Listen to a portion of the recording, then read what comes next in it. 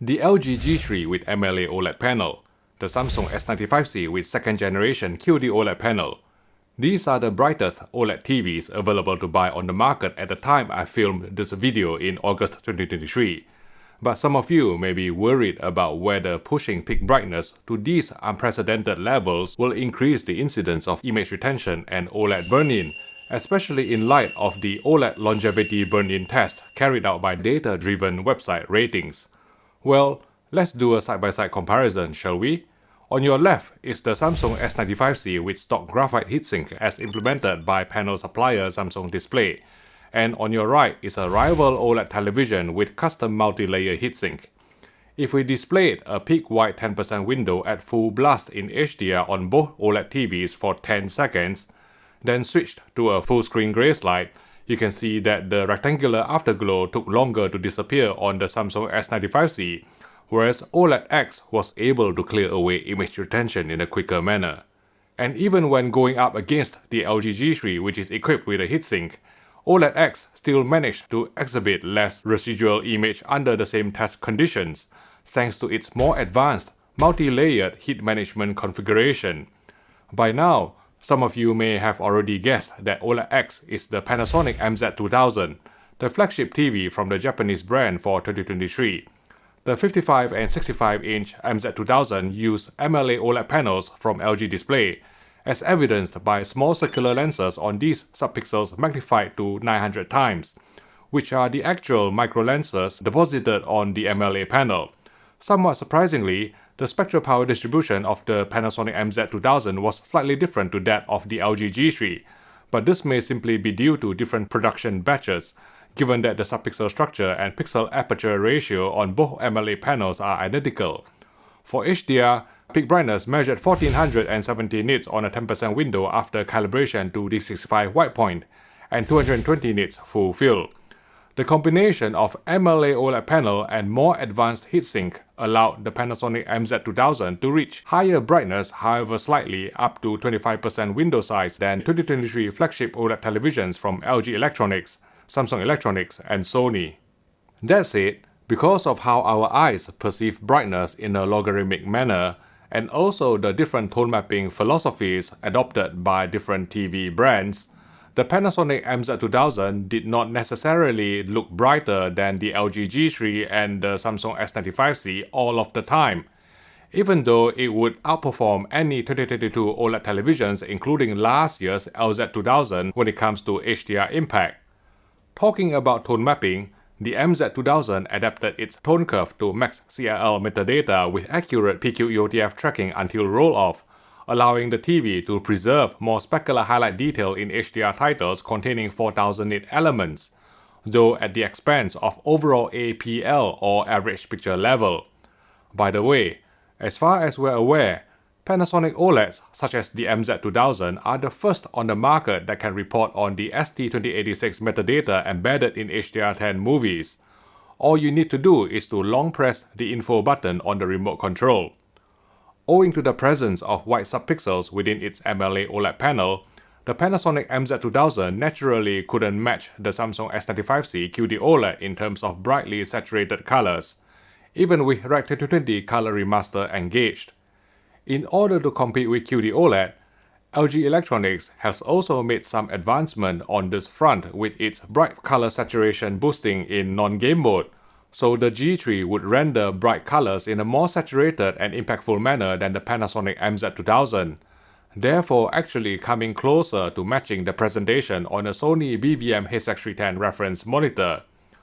On the latest firmware of 3.062 at the time of review, the Panasonic MZ2000 exhibited spillover of a few frames of the preceding APL into the following frames,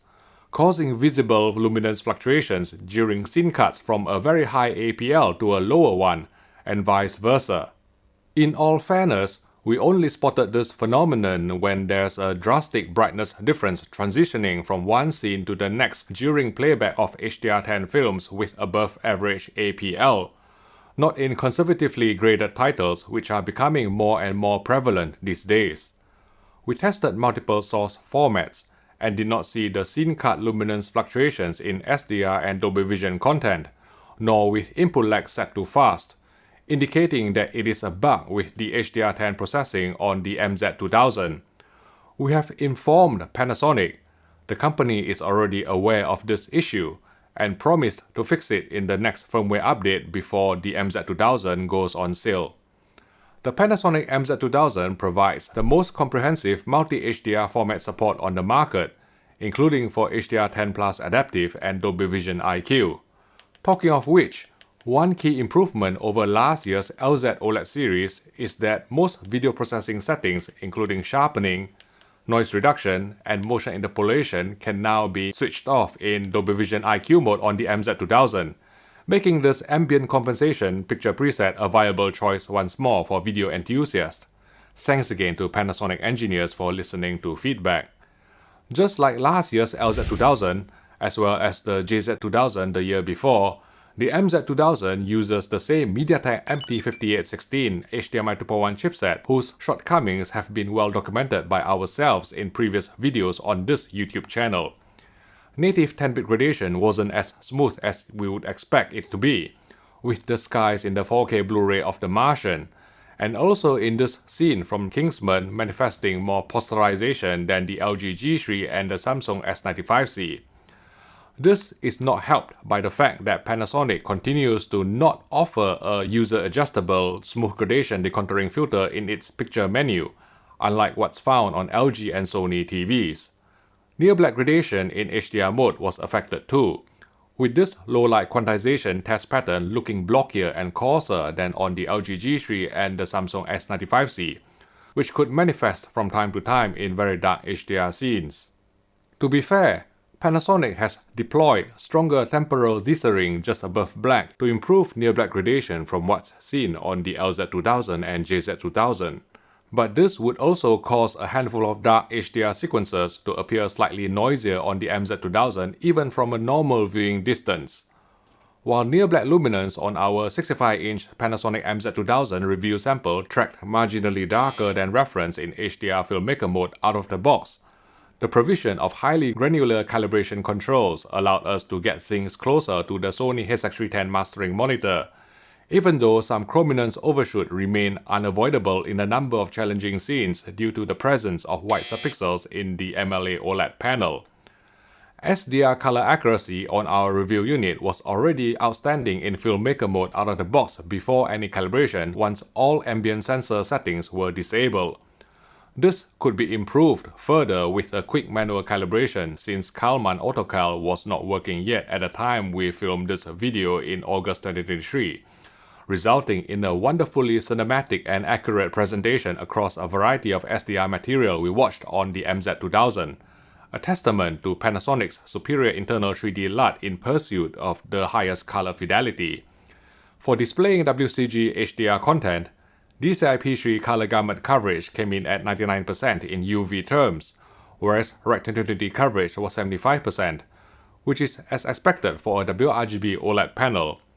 Color accuracy in out-of-the-box HDR filmmaker mode wasn't quite as good as that seen in SDR, with colors in 4K Blu-ray movies looking a little bit oversaturated, particularly in terms of skin tones, prompting us to decrease the color setting to obtain a closer match to the Sony A95C reference monitor. Upscaling of standard definition content was softer than that on LG and Sony OLEDs, although some viewers may prefer this more cinematic, analog-like presentation. If you like a sharper picture from standard def sources, you can increase the sharpness setting up to 30, which applies some edge enhancement without obvious side effects in real-world viewing. Bright uniformity was very good on our Panasonic MZ2000 review unit, exhibiting no banding or dirty screen effect on full-field gray slides, although there's a slight pink tint along both sides of the panel, a bit more so on the left. WRGB OLED panels since last year have generally been free from faint horizontal lines on very bright elements, or what we call the Venetian blind effect, and the Panasonic MZ2000 was no exception. While some faint vertical bands were visible on gray slides just above black, dark uniformity ranked among one of the cleaner ones we've seen from a 65-inch WRGB OLED panel. Even with intelligent frame creation disabled, the Panasonic MZ2000 correctly performed 5.5 pull-down to present slow panning shots in 24 frames per second movies accurately without telecinic judder, as long as accurate IFC was left at its default setting of on. If you are sensitive to the mild stutter inherent in 24p movies, which is made more apparent by OLED's near instantaneous pixel response time, you can set intelligent frame creation to custom, then gently increase the film smooth setting to the minimum active value of 1 to smooth out the 24p stutter without incurring obvious soap opera effect or SOE.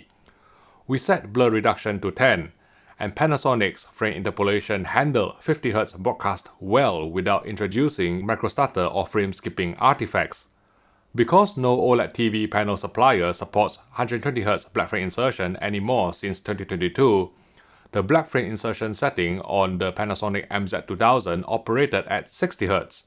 which limits its usefulness due to luminance drop and increased flicker. We suspect most viewers will keep it disabled at all times. With input lag set to fast on the Panasonic MZ2000, lag time measured 14.3 milliseconds at 60 frames per second, which can be lowered even more to 9.3 milliseconds once you engage 60Hz refresh mode, which essentially performs frame doubling to 120 FPS. With true 120 FPS video signal, input lag measured a super responsive 5.7 milliseconds, although engaging VRR would increase the latency slightly to around 6.4 milliseconds. Due to the MediaTek HDMI 2.1 chipset used, only 2 out of 4 HDMI ports are HDMI 2.1 with 40 gigabits per second bandwidth according to the edit, of which one is the eARC port. Also, 4K 120Hz resolution and Dolby Vision are mutually exclusive, so if you like to play games in Dolby Vision from the Xbox Series X, you are capped to 4K 60Hz resolution, and the Dolby Vision game mode also tracked brighter than reference, requiring further calibration to reproduce the creator's intent. Nevertheless, we genuinely think that among TV manufacturers using a similar non-Pantonic MediaTek HDMI 2.1 SoC without co-processor, Panasonic is the one that has coaxed the best out of the chipset, especially on the gaming front. With 4K 120Hz bypass mode enabled on the MZ2000, you will be able to enjoy full 4K 120Hz resolution, smoother gradation as demonstrated on this gray ramp pattern from the Display HDR app, as well as full 444 chroma reproduction. One upgrade from last year's Panasonic LZ series OLEDs is that even with 4K 120Hz bypass mode engaged, you can now disable HDR tone map to support source-based tone mapping and simulate HGIG, allowing you to set maximum tone map luminance and maximum full-frame tone map luminance to the panel peak of 1500 nits, resulting in impactful yet accurate HDR in HGIG-compliant games.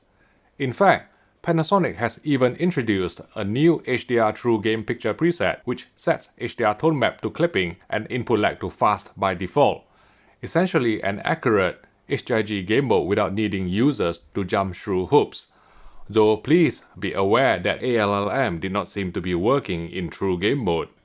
We fired up a 4K Blu-ray disc on a Sony PS5 console with ALM engaged, and the MZ2000 remained in True Game mode. Note that the first time you connect the Panasonic MZ2000 to a game console, you may need to manually enable VRR or variable refresh rate, ALLM or auto low latency mode, and 4K 120Hz bypass mode, after which the settings should stick on the same HDMI input. The easiest way to do this is through the game control board overlay. We recommend binding it to the My App button on your remote control to make it easier to access with merely one click of a remote button.